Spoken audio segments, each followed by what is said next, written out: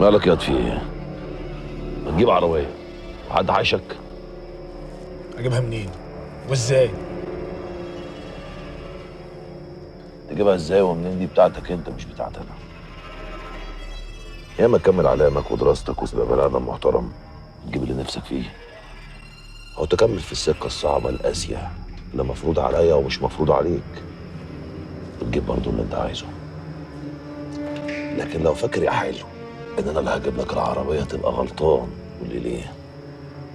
لان انا محدش جاب لي حاجه. طب ايه رايك بقى ان الحلو ده يقدر يدخل قد اللي بتدخله 20 مره؟ لو في ايه، في وقت اسرع بكتير. ديتها بس ابعد عنك واديك ظهري وهبقى قدك 20 مره.